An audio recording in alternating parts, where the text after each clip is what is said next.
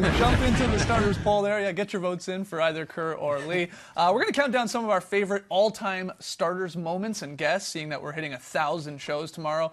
We got a crossfire. We got Lee's very solid play. But let's start with something we haven't done in a while. We're going to play Trend or Dead End. Trey's going to throw out some recent NBA developments, and we're going to debate whether or not they can continue or not. Is it a trend, or is it just a dead end? TK, take it away. Last night, the Spurs went into Houston with no Kawhi Leonard, no LaMarcus Aldridge, and no Manu Ginobili, so no surprise, they left with no victory.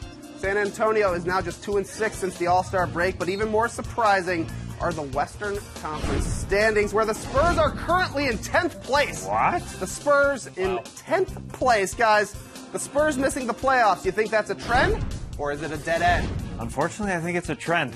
It's crazy, but 20-plus years they've been there.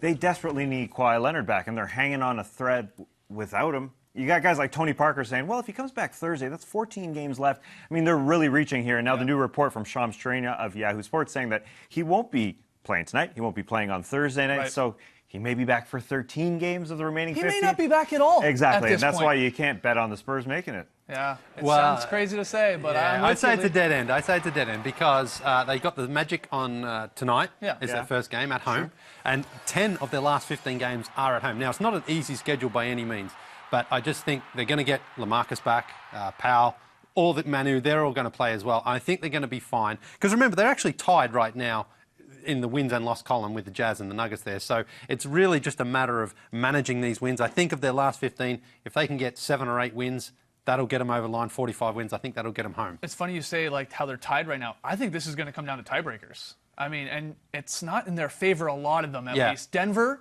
is very likely going to have their tiebreaker. They're 2-2 split in their series, and the Nuggets are going to have a better conference record. It looks like that. Then you got the Jazz. They've already got the tiebreaker against the Spurs. They took 3 out of 4. They got 1 to go, but it won't matter. The Clippers, the Spurs do have that one. So they got to hope that maybe the Clippers are tied with them in this mess at the bottom of the Western Conference. But I don't think it's going to happen either. Schedule's too tough. I'm not convinced we're even going to see Kawhi at all this season. Sure. And all good things must come to an end at some point, be it your HQ trivia run or the Red Wings in the playoffs. Eventually it ends. Eventually it ends, and I think it could be the Spurs this season, which is wild to see. It'll be kind of shocking because a month ago they were 3rd in the Western Conference. Right. And you thought, okay, well, this is typical Spurs, you know, a lot of guys missing, a lot of guys banged up, but they just find a way to win.